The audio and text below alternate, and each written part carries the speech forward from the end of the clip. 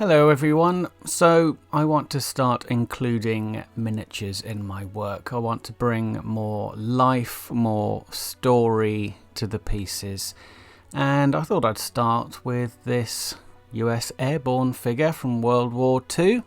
He looks rather lonely, I thought, as if he's kind of thinking why, what, where.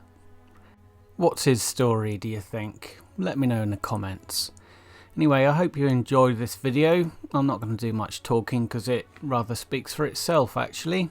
But I have to say that despite some pretty major camera issues, I really enjoyed putting it together. So I'll see you after this. Thanks to Noch, Diorama, Presepe and Hot Wire Foam Factory for gifting me their products as featured in this video.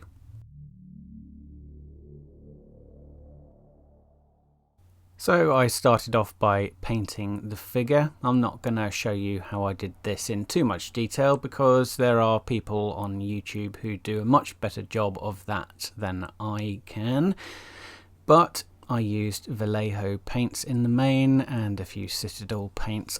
I can't really remember because I painted him quite a while ago.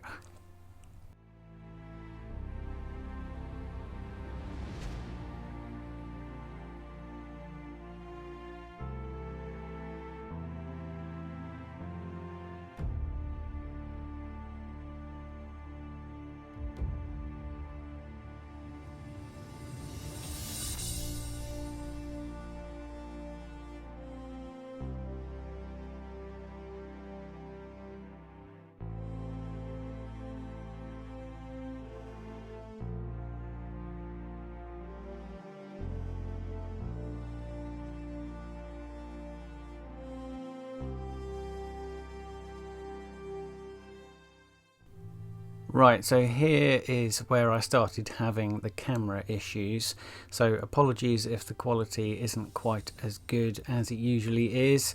This is just an MDF plinth and some extruded polystyrene on top, and that is Hot Wire Foam Factory's Styro Goo, which ordinarily you'd squeeze out of the bottle. However, I had left the cap off mine for about a year, so it had got a little more gooey, shall we say, so I ended up having to spread it about with the handle of my paintbrush.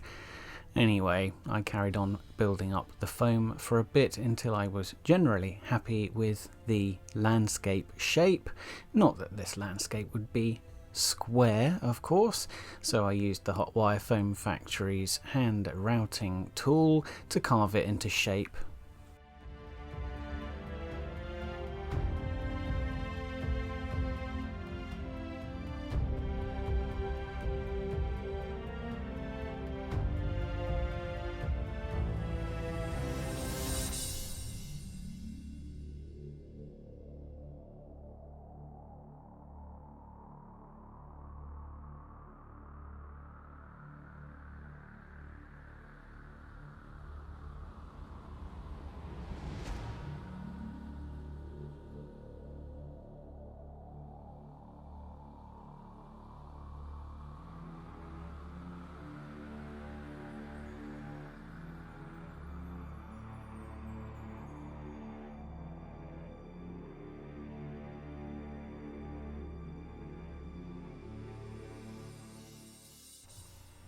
To build up the landform and to sculpt the tree, I used Milliputs. Now this is a 2-part epoxy and it's very easy to use.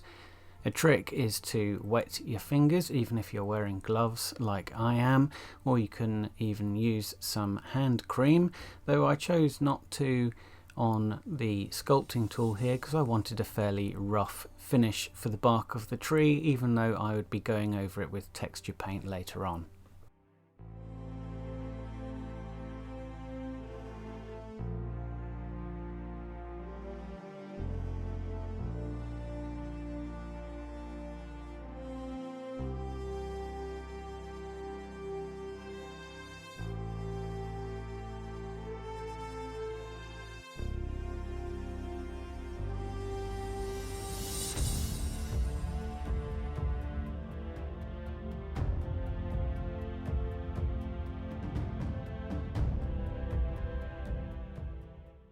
At this point I smoothed out and protected the sides of the piece with filler because it would be much harder to do later on. And then I added some stones to the riverbed, again using milliput.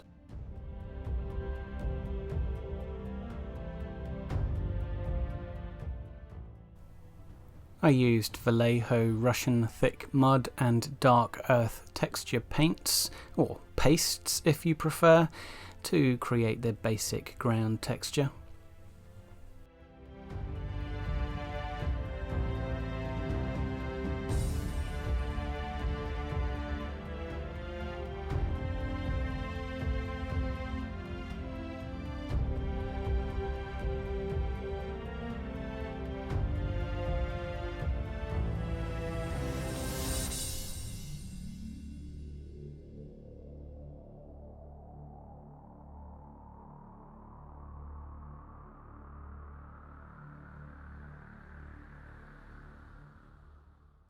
I also used the thick mud as an undercoat for the tree.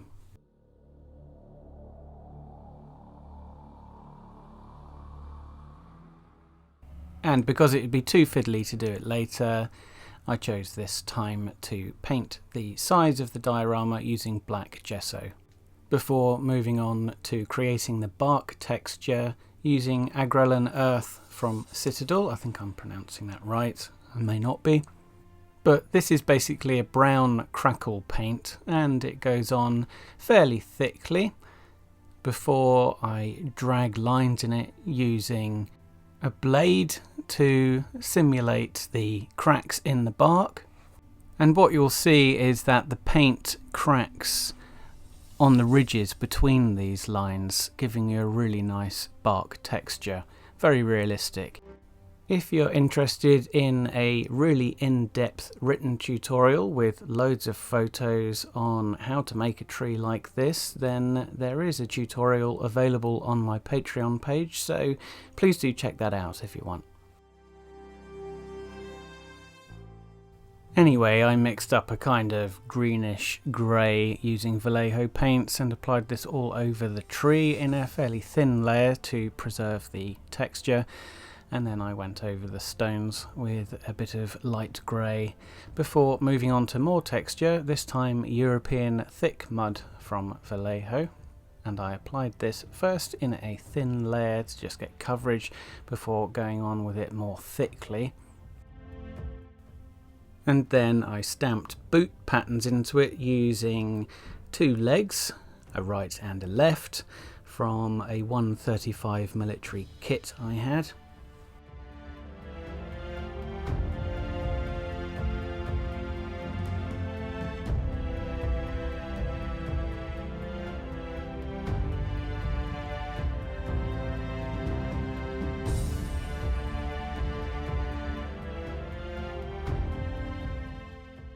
To lend some depth of colour, I used streaking grime and slimy grime dark green from Vallejo.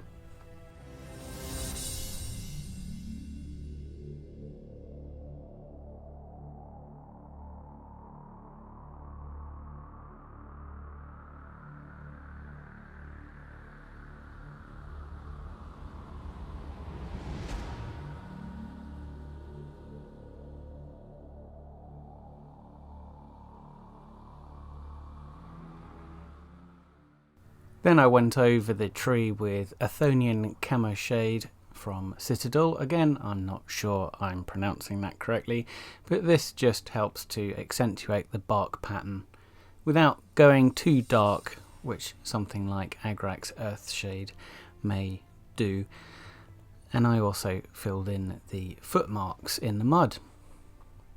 And then it was on to dry brushing the tree bark using some pastel green from Vallejo, and this just again helped to bring out all of that texture. You can see that the shade didn't actually shade many of the cracks, and that's not a problem with the product, but more with the fact that the undercoat was pure milliput because of the way I'd cut the bark texture. But I wasn't too worried about that because it would look good with moss over it later anyway. Then it was on to static grass, and for this I used two products gifted to me by Noch for use in a previous video. The first was their grass glue, and then this, their Grassmaster 3 Profi, and I'm just using some 2mm and 4mm static grass gifted to me by Diorama Presepe. And now it was on to the moss, and first of all I used moss and lichen from Vallejo. Then I moved on to some verdigris glaze, also from Vallejo, before finishing off with some stencil, also from Vallejo.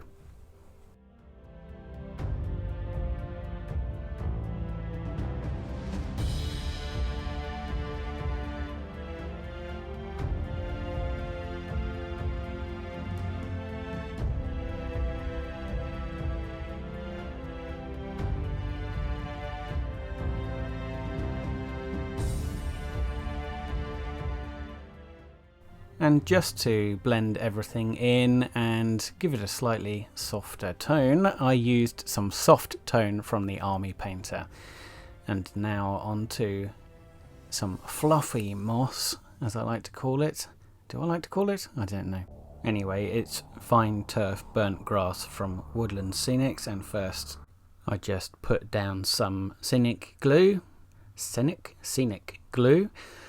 and then I sprinkled over the fine turf, going easy with it because I didn't want to obliterate all my careful work underneath. And for some extra little bushes, or you could even call it some thicker moss, I don't know, I used coarse turf from Woodland Scenics. This is just their mid-green variety, and this needs to be saturated with a wetting agent. I used isopropyl alcohol, which just allows the scenic glue to soak through and fix it all in place. And then some amazing products from Diorama Presepe again really helped to bring the realism to this piece. I love these bushes, and I'm very grateful to Fabio at Diorama Presepe for supporting me with these products. And I'm also grateful to Luke Towan, from whom I learned how to make an eroded bank with roots.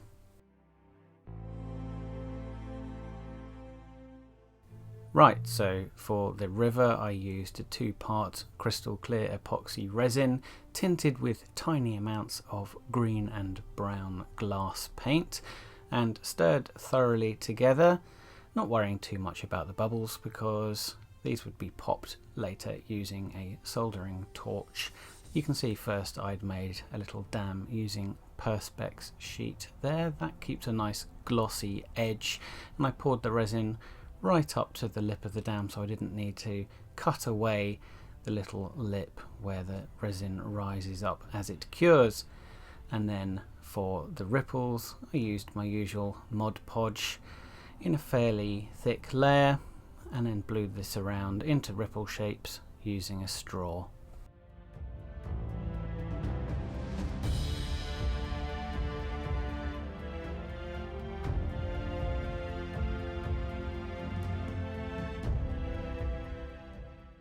So now it was just time to sit our guy down by the river using some super glue, not quite out of sight from anyone who might be walking along the bank.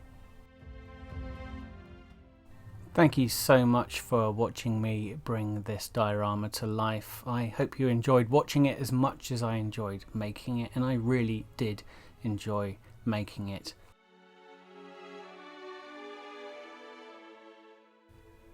As I've said before, I do have a Patreon page where you can support me if you'd like to see me make more of these videos. But you can also gain access to loads of written tutorials, each featuring loads and loads of photos on projects that I haven't covered on my YouTube channel. I hope to see you over there. Anyway, if not, that's fine too. Liking my videos, commenting and subscribing to my channel also helps a whole lot, so thank you ever so much to everyone for your continued support, and thank you for joining me for this video. Take care all, cheerio.